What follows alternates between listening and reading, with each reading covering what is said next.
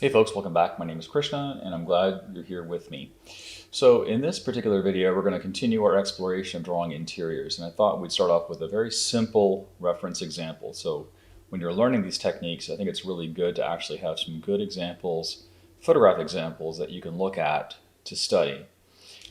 This particular example is by a person named Jenna Hay, and I hope I'm pronouncing the name correctly.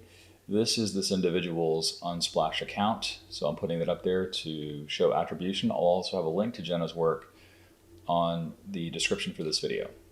So in our last video, we talked about making a grid. And before we go ahead and move forward, I'd like to share with you a way that you can take assets that you've already created and store them so that you can keep using them over and over again. And in Photoshop, there is such a feature called libraries. So if I go to Window, Libraries, you can see that this currently stores all of the existing assets that I'd like to reuse. So to save something into the library, what I can do is I can select the layer that's called Grid and just drag and drop it into the library. And you can see here that it's automatically loading up. Now I've got 2 copies of this grid, so I don't need an extra copy, so I'll just go ahead and right click on the first grid and I'll just choose delete. And this way you can keep your library simple and streamlined. So now that we have an item in the library, we're going to go ahead and use that at some point. So now that I've got this grid here, we're looking at the fact that we have a back wall, we have a left wall, and we have a floor. So I've already constructed a grid here. I'm going to duplicate that grid by hitting Command J and moving it up. We're trying to mimic the actual height of the wall. I'll go ahead and merge those 2 layers together. And we're going to have a left wall and we're going to have the floor. So let's go back to the library. Let's drag our grid. We'll hit return. We can hide the library now. Move this over. We'll hit the transform tool and we'll right click. We'll choose perspective. Drag one of the handles out and do your best to match the angle of the actual reference. Now this is just to learn how to create an environment. I realize that some of you watching this video may have never created an environment before, so we're starting off with something that is, I think, certainly doable. Okay, so we've got those elements in place. And I'm just going to scale this down just so I have a little bit more room to work with. And we need to go ahead and get the sidewall here. So what I'll do is I'll make a new layer. I will go back to my library. I will drag our grid out. There's my grid layer. And I'm going to hit Command A to select all. It's only going to affect selecting the contents that are on the layer that I'm actually working with. I'll hit Command C to copy it. Then I'm going to hide that reference layer, make a new layer, and I'll go back up to my filter. I'll choose vanishing point. And here is where I get to draw my grid. So I'm just going to go ahead and click. I'll try to keep that line as straight as possible. And I'll hit Command, well, let me just go ahead and get this perspective right. We need to make sure that we can see the grid. And that's really important. So that looks pretty good. I'm going to hit Command V. And I'm just going to drag this inside the space. It's a little bit tall, so I'll use the transform tool. And if anyone from Adobe is watching this, it would be great to have an easy method to access the transform tools. Because right now, I have this vertically stretched.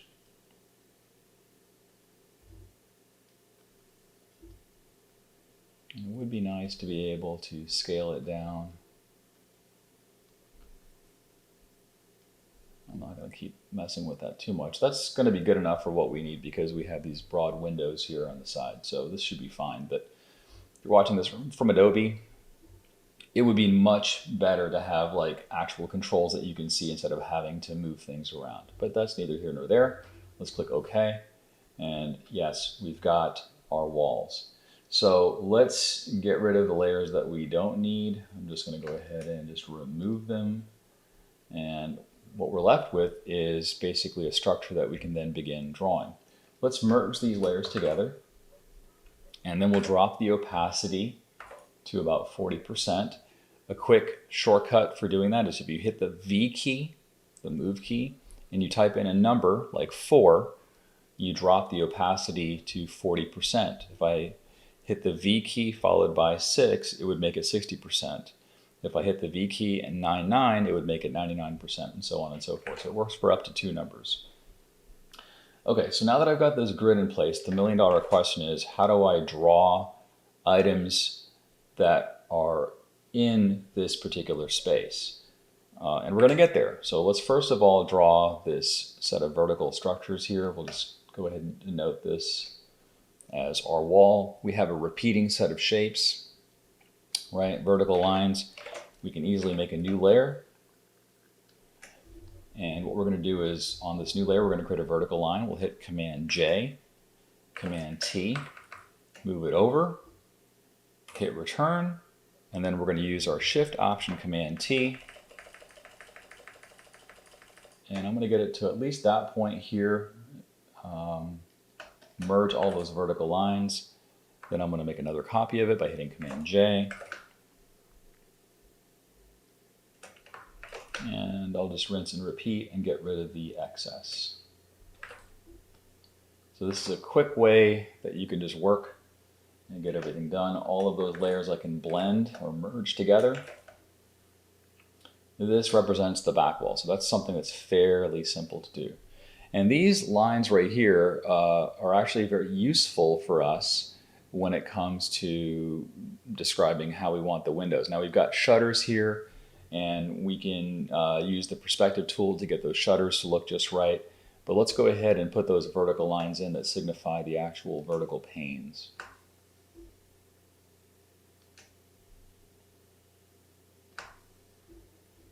Holding down the Shift key to do this.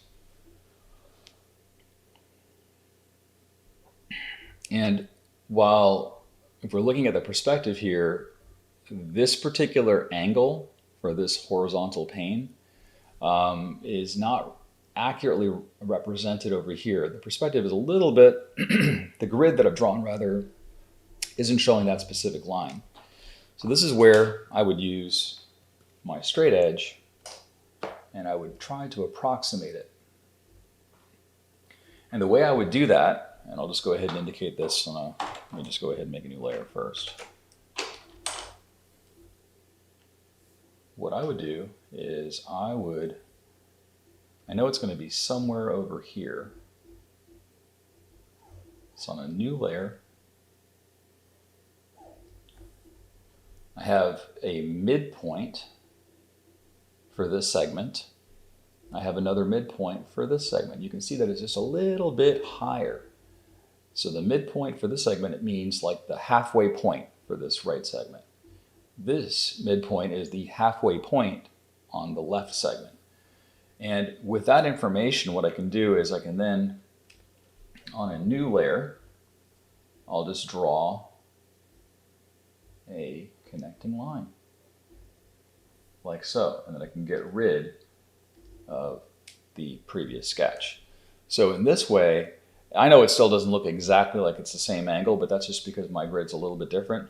And we're not trying to do a one-to-one replication of a photorealistic representation. We are simply illustrating this particular scene.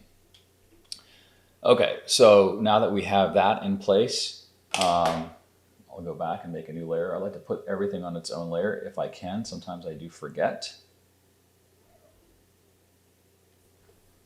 And we can now establish our walls.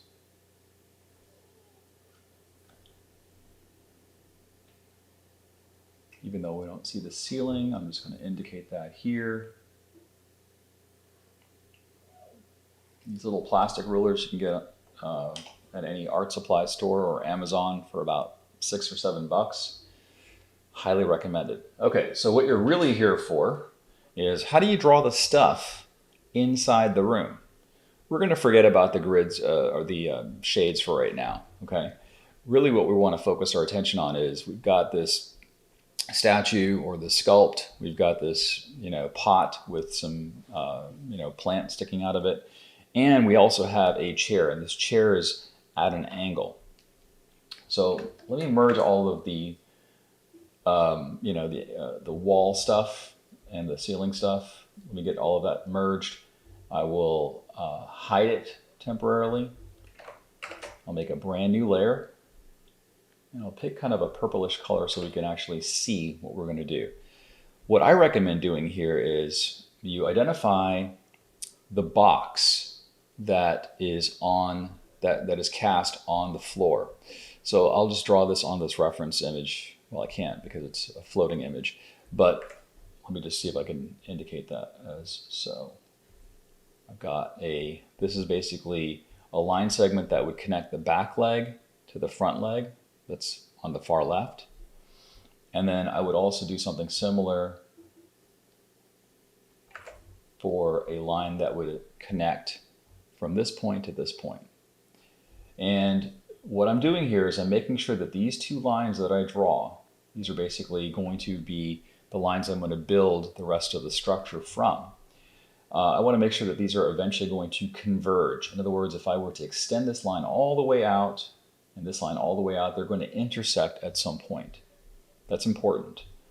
And then once I've got that established, let's go ahead and connect these lines. So this is basically the projection of this chair as if it's cast on the ground. That's really, really important. I always start from the ground and then work my way up. So on a new layer, what I'll do now is I'll draw one of the legs.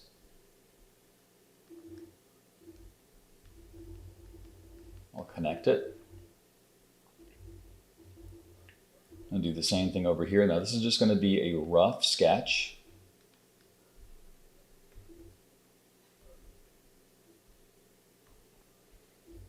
And then somewhere I'll put some tick marks to indicate where I want the actual bottom part of the chair to exist. It's a little bit hard to see because this is all in black. But this is basically something that's holding or supporting the cushion.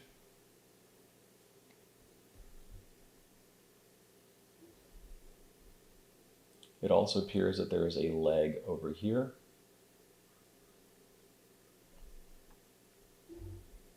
The cushion goes down, and then it extends up.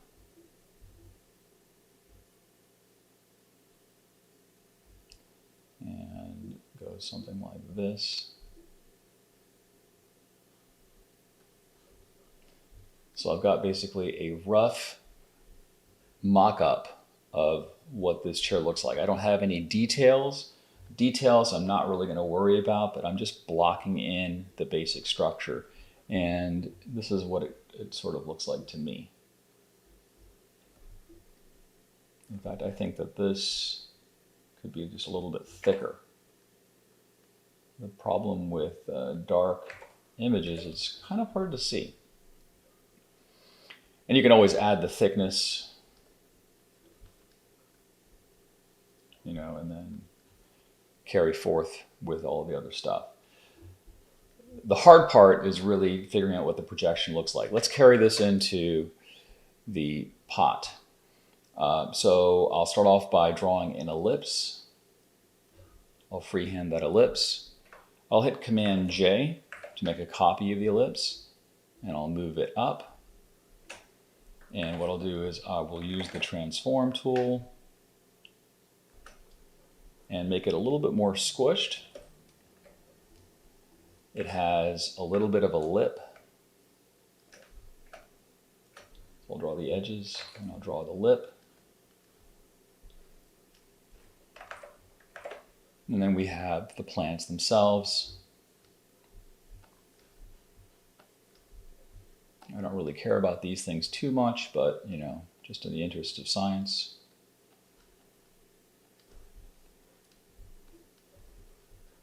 But you'll notice the key takeaway is that I'm drawing from the floor up. I'm not starting at the top of any of these objects. That's the key. All right, so the final thing here is we've got our little sculpt. And again, putting these on its own layer makes it easy to move. So we've got a primary, secondary, and tertiary shape, but again, we're going to start from where the object touches the ground. So we've got what looks like a box. That's where this character's feet are resting. From there, I'll just project up. Let me hide the other stuff so we can see this a little better. You almost have like a trapezoidal shape. We have another trapezoidal shape. And it's okay if I'm drawing a little bit bigger. I can always scale this down. The important thing is that the chest area seems to be shorter than the legs. And then we'll just kind of use a sphere. I think he's got one of these numbers going on where it's a little nose. Right? Again, I'm not going to really focus on details too much. We've got the feet. And I can just simply take all of this, scale it down. I think that looks about right. And I can bring back the other elements in here. So the nice thing about this is I can just maybe move this forward in space. It looks like there's a little bit of a gap. If I need to scale them up, I can scale them up. Not a problem. And there we go. We've got those 3 items that are now inside this particular environment. Now, how would I do the blinds? I would basically make a bunch of horizontal lines and just draw them horizontally and then use the perspective tools to automatically get those to work. So that's going to be an exercise for you to go ahead and practice. So I can bring back now the environment here. You know, we've got essentially all of the ingredients. Now, the only other thing I didn't do here is the flooring. But again, this is also relatively simple to do. And I'll just pick a different color here, maybe a bluish color. I can just follow these lines. Again, holding down the shift key to make those horizontal lines. And then we can see that there's almost like a stagger step. And the cool thing about this grid is I can just follow some of those lines.